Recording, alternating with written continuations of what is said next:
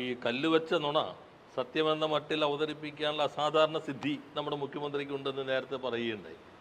പക്ഷേ എല്ലാവരും പഠിച്ച് പറയുന്ന ആൾ എന്ന് സ്വയം പറയുകയും എല്ലാവരാലും പറയിപ്പിക്കുകയും ചെയ്യുന്ന ഒരാളെന്ന നിലയിൽ മുഖ്യമന്ത്രി ആയിരിക്കുമ്പോഴെങ്കിലും പറയുന്ന കാര്യങ്ങളുടെ ആധികാരികത ഉറപ്പുവരുത്താനുള്ള പ്രാഥമികമായ ഉത്തരവാദിത്വം ഭരണഘടനാപരമായി തന്നെയുണ്ട്. നേരത്തെ ഇരുന്ന കസേരയ്ക്കകത്തല്ല അദ്ദേഹം ഇരിക്കുന്നത്. ഒരു മുഖ്യമന്ത്രി സ്ഥാനത്തിന് ചേർന്ന പ്രതികരണമായിരുന്നില്ല ഇന്ന് അദ്ദേഹം മാധ്യമങ്ങളോട് നടത്തിയത്. അദ്ദേഹം നിങ്ങളെ തന്നെ വെല്ലുവിളിച്ചിട്ടുണ്ടായി. ദേശാഭിമാനി 5-ാം തീയതി വാർത്ത വിട്ടു. നിങ്ങൾക്ക് ആർക്കും കിട്ടിയില്ല. എവിടെ നിന്നാണ് ദേശാഭിമാനിയുടെ സോഴ്സ്? ദേശാഭിമാനിയുടെ സോഴ്സ് ഗവൺമെൻറ്റാണ്. അപ്പോൾ 5-ാം തീയതി ജൂൺ 5-ന് കിട്ടി. അതിൻ്റെ അർത്ഥം ഗവൺമെൻറ് അപ്പോൾ മുഖ്യമന്ത്രി ദേശാഭിമാനി മാത്രമേ വായിക്കുന്നു എന്നറിയുന്നതിൽ ഏറെ സന്തോഷമുണ്ട്. ഇപ്പോൾ നിങ്ങൾ നോക്കൂ, ഇത് അതിന് മുൻപ് ജൂൺ 3-ന് വന്ന മാതൃഭൂമി പത്രമാണ്. ജൂൺ 3-ാം തീയതി വന്ന മാതൃഭൂമി പത്രമാണ്. അപ്പോൾ ഈ മാതൃഭൂമി പത്രത്തിൽ അദാനി കമ്പനിയിൽ MSCക്ക് ഓഹരി പങ്കാളിത്തം പരിഗണനയിൽ, ഈ വാർത്ത ജൂൺ 3-ന് മാതൃഭൂമി പത്രത്തിൽ വന്നിട്ടുണ്ട്. അതിന് മുൻപ് അതിൻ്റെയും സോഴ്സ് അപ്പോൾ ഗവൺമെൻറ്റാണോ അതിൻ്റെ സോഴ്സ്? അന്നത്തെ ഗവൺമെൻറ്. അതിന് മുൻപ് ജൂൺ 1-ന് തന്നെ ET എക്കണോമിക് ടൈംസിൻ്റെ ഇൻഫ്രയിൽ ജൂൺ 1-ന് തന്നെ ഈ വാർത്ത വളരെ വിശദമായി വന്നു കഴിഞ്ഞിട്ടുണ്ട്. അപ്പോൾ വളരെ അടിസ്ഥാനരഹിതമായ കാര്യം കഴിഞ്ഞ ഗവൺമെൻറ് എന്തോ ചെയ്തു വെച്ചു, അത് ദേശാഭിമാനിയിൽ മാത്രം വന്നു. എന്നിട്ട് അദ്ദേഹത്തിൻ്റെ ശരീരഭാഷയും നിങ്ങളുടെ വെല്ലുവിളിക്കുന്നതൊക്കെ നിങ്ങൾ കാണുകയുണ്ടായല്ലോ. മറ്റാർക്കും കിട്ടിയില്ലല്ലോ. അപ്പോൾ നിങ്ങളാരും സ്വാഭാവികമായിട്ടും പെട്ടെന്ന് നോക്കുന്നത് ഇത് ചർച്ച ചെയ്ത് കഴിഞ്ഞാൽ ഞങ്ങൾ അതിനുശേഷം ഞാൻ നോക്കുമ്പോൾ ഇതെല്ലാ പത്രങ്ങളിലും നേരത്തെ വന്നു കഴിഞ്ഞിട്ടുള്ള കാര്യമാണ്. അപ്പോൾ അത് ആ രൂപത്തിൽ അവതരിപ്പിച്ചത് എന്തിനു വേണ്ടിയാണ്? 2, ഓഹരി കൈമാറ്റത്തിലുള്ള വ്യവസ്ഥകൾ കൺസെഷൻ കരാറിനകത്തുണ്ടല്ലോ, കരാറിനകത്ത് തന്നെ ഉണ്ട്. അപ്പോൾ ഓഹരി കൈമാറ്റത്തിനുള്ള വ്യവസ്ഥകൾ നിലനിൽക്കുന്നതിനെ സംബന്ധിച്ചല്ലല്ലോ തർക്കം. ഓഹരി കൈമാറ്റത്തിൻ്റെ കരാറിൽ ഏർപ്പെടുന്നതിന് മുൻപ് പ്രയർ പെർമിഷൻ എന്നാണ് 5(3) പറയുന്നത്. പ്രയർ പെർമിഷൻ എന്ന് പറഞ്ഞാൽ അദ്ദേഹം വായിക്കുന്ന ആളാണല്ലോ. മുൻകൂട്ടി അനുമതി വേണമെന്നാണ് അതിൻ്റെ ലളിതമായ മലയാളം. അപ്പോൾ മുൻകൂട്ടി അനുമതി ഉണ്ടോ? അപ്പോൾ അദ്ദേഹം അവർ കൊടുക്കാൻ ആലോചിക്കുന്നുള്ളൂ, ബാക്കി കാര്യങ്ങളെ വരുന്നുള്ളൂ. എന്നാൽ ഇതിൽ പറയുന്നു the date on which the agreement for sale has been entered into June 29, 2026. ഇത് അദാനി സെബിക്ക് കൊടുത്തിട്ടുള്ളതാണ്. അപ്പോൾ June 29, 2026 date on which the agreement for sale has been entered into. അപ്പോൾ 29-ന് ഒപ്പുവെച്ചു എഗ്രിമെൻറ്റിൽ. 30-നാണ് ഇത് സെബിക്ക് കൊടുക്കുന്നത്. എന്നാൽ സ്വാഭാവികമായിട്ട് നിയമാനുസൃതമായിട്ടുള്ള അനുമതി വേണമെന്നവർ സൂചിപ്പിക്കേണ്ടി വരും. പക്ഷേ പ്രയർ പെർമിഷൻ ഉണ്ടോ? ഒരു എഗ്രിമെൻറ്റിൽ ഏർപ്പെടുന്നതിന് മുമ്പ് പ്രയർ പെർമിഷനിൽ വരാത്തതാണ് പ്രശ്നം. അല്ലാതെ കരാർ ഇവർക്ക് കൊടുക്കാതിരിക്കാൻ വ്യവസ്ഥയുണ്ടോ? കരാർ കൈമാറ്റം ചെയ്യാതിരിക്കാൻ പാടോ? ഇതെല്ലാം നിലവിൽ കേരളത്തിനകത്തുള്ള കരാറിൽ രാജ്യത്തെ നിയമത്തിനനുസരിച്ച് UDF കാലത്തുണ്ടാക്കിയ കരാറുള്ള വ്യവസ്ഥ തന്നെയാണ്. ഇവർക്ക് പുതുതായി അപ്പോൾ ആ ചർച്ചകൾ നടന്നതായിട്ട് മാധ്യമങ്ങൾ റിപ്പോർട്ട് ചെയ്തു. എപ്പോഴാണ് റിപ്പോർട്ട് ചെയ്തിരിക്കുന്നത്? ജൂൺ മാസത്തിൽ തന്നെയാണ്. അദ്ദേഹം പറഞ്ഞു MSCയുടെ അവർ വിഴിഞ്ഞം കോൺക്ലേവിൽ വന്നിരുന്നു. വിഴിഞ്ഞം കോൺക്ലേവ് വിഴിഞ്ഞത്തിൻ്റെ അനുബന്ധ വ്യവസായങ്ങൾ ആരംഭിക്കുന്നതിന് വേണ്ടി നടത്തിയതാണ്. ലോജിസ്റ്റിക് പാർക്ക്, മറ്റു കാര്യങ്ങളെല്ലാം വേണം. ഇനി അദാനി ഗ്രൂപ്പിന് 25% മുകളിൽ ഓഹരി കൈമാറ്റം ചെയ്യുന്നതിന് കൺസെഷൻ നിലവിലുള്ള കരാറിനകത്ത് വ്യവസ്ഥയുണ്ട്. ആ വ്യവസ്ഥയിൽ വളരെ സ്പെസിഫിക് ആയിട്ട് പ്രയർ പെർമിഷൻ എന്ന് പറഞ്ഞിരിക്കുന്നു. അപ്പോൾ അത് ഞങ്ങൾ അറിയിച്ചില്ല എന്നാണ് മുഖ്യമന്ത്രിയുടെ ഫേസ്ബുക്കിൽ വന്നിട്ടുള്ളതിൽ. അറിയിക്കാതെ നിങ്ങൾ ഈ കരാറിൽ ഏർപ്പെട്ടതിൽ അസംതൃപ്തി രേഖപ്പെടുത്തുന്നു എന്നുള്ളതാണ്. അപ്പോൾ അതാണ് മറുപടി പറയേണ്ടത്. പിന്നെ അദ്ദേഹം പറഞ്ഞു ഞങ്ങളുടെ MD വന്നത് 28-ാം തീയതി അല്ലേ? MD അല്ലല്ലോ. 18-ാം തീയതി മെയ് 18 ഒരു ഗവൺമെൻറ് വന്നു പുതുതായിട്ട്. മെയ് 4-ന് റിസൾട്ട് വന്നു. അതിനുശേഷം ഉണ്ടായ കാര്യങ്ങളെക്കുറിച്ചാണ് ദുരൂഹത ആരോപിക്കപ്പെട്ടത്. അത് സംബന്ധിച്ച് ഇപ്പോഴും അദ്ദേഹം വ്യക്തത വരുത്തിയിട്ടില്ല. അപ്പോൾ അത് ഒന്നാമത്തെ കാര്യം. അപ്പോൾ പൂർണ്ണമായിട്ടും വസ്തുതാവിരുദ്ധമാണെന്ന് ഏതൊരാൾക്കും ഇൻ്റർനെറ്റ് തപ്പിയാൽ 5 മിനിറ്റ് കൊണ്ട് വരെ കിട്ടാവുന്നൊരു കാര്യം മുഖ്യമന്ത്രി കസേര എന്ന ഭരണഘടനാ പദവിക്കകത്തിരുന്ന് ആധികാരികമെന്ന മട്ടിൽ ഇതുപോലെ വെല്ലുവിളിച്ച് ഒരു മുഖ്യമന്ത്രി പറയാമോ? അദ്ദേഹം മുഖ്യമന്ത്രിയാകണം.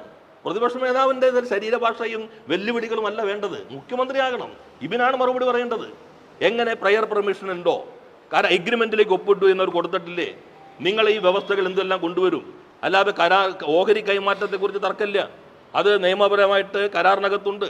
ആ കരാർ ഏർപ്പെടുമ്പോൾ പ്രയർ പെർമിഷൻ എന്തിനാ ക്ലോസ് വെച്ചിരിക്കുന്നത്? സംസ്ഥാനത്തിൻ്റെ താല്പര്യം പൂർണ്ണമായും സംരക്ഷിക്കപ്പെടണം.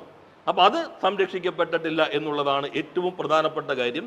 അതിൽ അദ്ദേഹം വസ്തുതയെ നേരെ ശ്രദ്ധ തിരിക്കാൻ വേണ്ടി പൂർണ്ണമായും പ്രസക്തമല്ലാത്ത ഏതെങ്കിലും കാര്യം ഉന്നയിക്കുക എന്ന താർക്കിക ബുദ്ധി വളരെ ശക്തമായി പ്രയോഗിക്കാൻ ശ്രമിക്കുന്ന ഒരു രീതിശാസ്ത്രം നമ്മുടെ ഇപ്പോഴത്തെ മുഖ്യമന്ത്രിക്കുണ്ട്.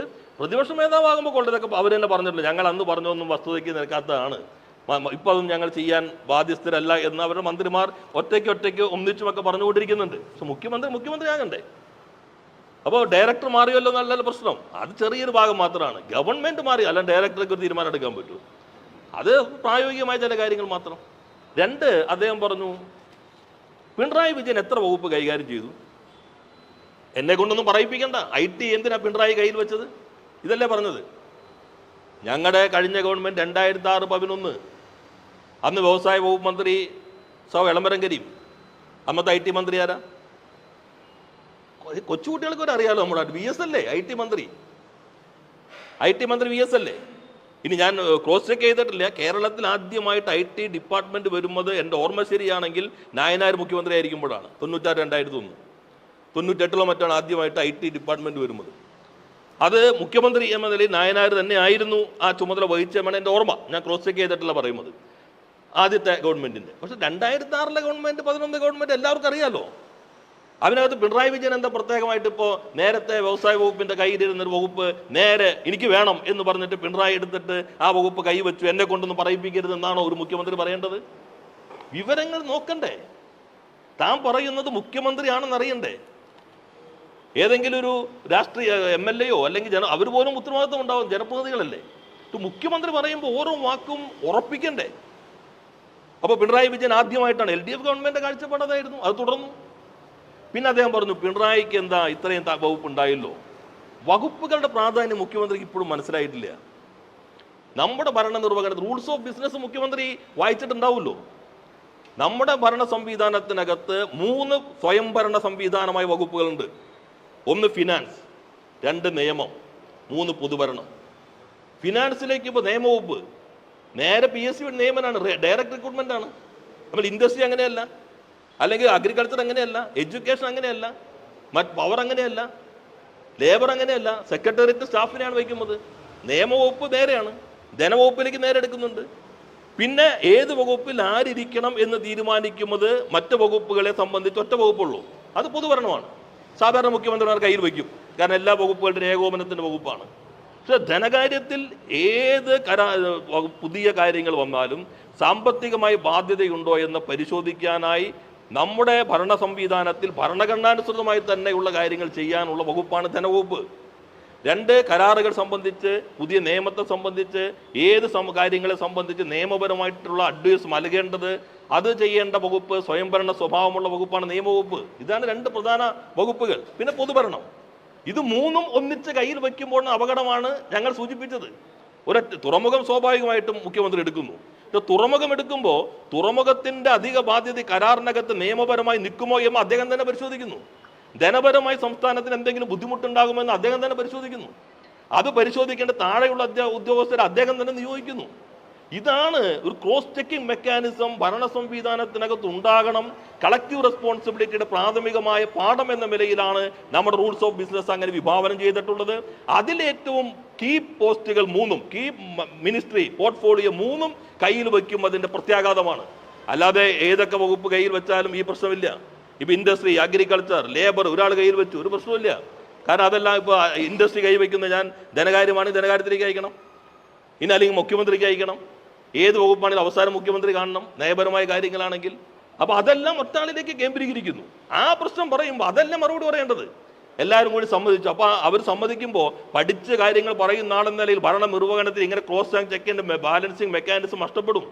അതുകൊണ്ട് ഞാൻ തന്നെ ഈ 3 സ്വയംഭരണ സംവിധാനം കൈകാര്യം തെറ്റാണ്, നിങ്ങളൊന്നും പഠിക്കാത്ത ആളുകളായതുകൊണ്ടാണ് നിങ്ങളിത് പറയുന്നത്, എനിക്കിതെല്ലാം അറിയാം, അതുകൊണ്ട് ഇത് തെറ്റ് എന്ന് പറയേണ്ടയാൾ അവർ പറഞ്ഞു ഞാൻ എടുത്തു എന്ന ന്യായമാണ് ഒരു മുഖ്യമന്ത്രി പറയേണ്ടത്. ഇന്ന് അദ്ദേഹത്തിന്റെ പ്രസ്താവന മുഖ്യമന്ത്രി എന്ന സ്ഥാനത്തിന് ചേരുന്നതല്ല. കാര്യങ്ങൾ പറയുമ്പോൾ ആധികാരികത ഉറപ്പുവരുത്താനുള്ള പ്രാഥമികമായ ഉത്തരവാദിത്തം ഒരു ഭരണാധികാരി എന്ന നിലയിൽ അദ്ദേഹം കാണിക്കേണ്ടതുണ്ട്.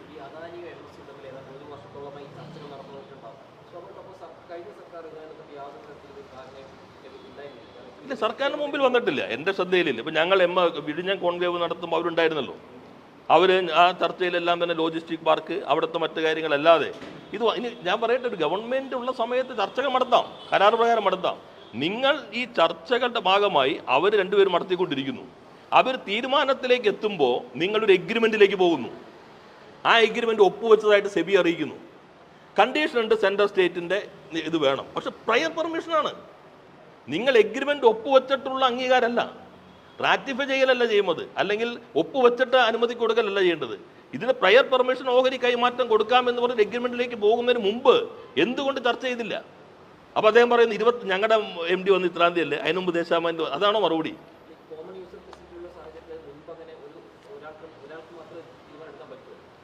അല്ല, അത് എഗ്രിമെന്റ് ഒപ്പുവെക്കുമ്പോഴല്ലേ. ഇത് നമ്മൾ കാണേണ്ടത് അദാനി കമ്പനിയാണല്ലോ, അതിൻ്റെ 100% ഓഹരി അദാനിക്കാണ്. ആ ഓഹരിയിൽ നിന്ന് വിഴിഞ്ഞം പോർട്ടെല്ലാം പറയുന്നത് അദാനിയുടെ കമ്പനി, നമ്മുടെ വിസിൽ വേറെയുണ്ട്. അതിൽ 26% PPP പ്രകാരം അവരുടെ കയ്യിലുണ്ട്. അതിൻ്റെ 49% കൊടുക്കുന്നു. കൊടുക്കാൻ നിലവിലുള്ള കരാറ് പ്രകാരം തടസ്സമില്ല. കൊടുക്കണമെങ്കിൽ പ്രയർ പെർമിഷൻ വേണം. പ്രയർ പെർമിഷൻ എന്നുള്ള വ്യവസ്ഥ വയ്ക്കാനുള്ള കാരണം എന്നുള്ളത് ഇത് ദുരുപയോഗപ്പെടുത്താൻ പാടില്ല. നമ്മുടെ സ്റ്റേറ്റിന് ഇപ്പം തന്നെ സ്റ്റേറ്റിൻ്റെ താല്പര്യം പരിമിതമാണ്. കാരണം 30 ഇപ്പം ഇവർക്ക് ഈ ചുരുങ്ങിയ കാലം കൊണ്ട് മുഴുവൻ പണം മുടക്കുന്നതിന് മുമ്പ് ഇത്രയും പണം കിട്ടിയില്ലേ. അപ്പോൾ അത് യഥാർത്ഥത്തിൽ നമ്മുടെ സ്റ്റേറ്റിൻ്റെ താല്പര്യങ്ങൾ എഗ്രിമെൻറ്റിൽ ഇല്ലെങ്കിലും ഭാവിയിൽ നമുക്ക് ഗുണം ചെയ്യുമെന്ന് വെച്ചിട്ടാണ് ഇടയ്ക്ക് വെച്ച് നിർത്താതെ അത് മുന്നോട്ട് പോയത്. പിന്നൊരു കാര്യം നമ്മൾ കാണേണ്ടത്, ഇപ്പോൾ അദാനി വരുന്നു, ഈ മെഡിറ്ററേനിയൻ ഷിപ്പിംഗ് കമ്പനി വരുന്നു, മറ്റ് കമ്പനികൾ വരുന്നു. അതെല്ലാം നമുക്ക് നാടിന് ആവശ്യം തന്നെ. അവരെങ്ങനെ വിനിയോഗിക്കാം അത് ചർച്ച ചെയ്യുമ്പോൾ തെറ്റില്ല. നമ്മുടെ വിഴിഞ്ഞം ഏറ്റവും പ്രധാനപ്പെട്ട ഒരു ട്രാൻസ്മിഷൻ ടെർമിനലാണ്.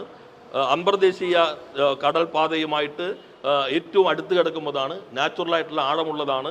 നമുക്ക് ഏറ്റവും കൂടുതൽ സാധ്യതയുള്ളതാണ്. അതിൻ്റെ ഭാഗമായി ഇൻഡസ്ട്രിയൽ ഡെവലപ്മെൻറ്റ് വരണം, മറ്റെല്ലാ കാര്യങ്ങൾക്ക് തൊഴിലവസരം ഉണ്ടാക്കാൻ സഹായകരമാണ്. അപ്പോൾ അതിനെ ഉപയോഗിക്കണമെന്ന കാര്യത്തിൽ ആർക്കും തർക്കമില്ല.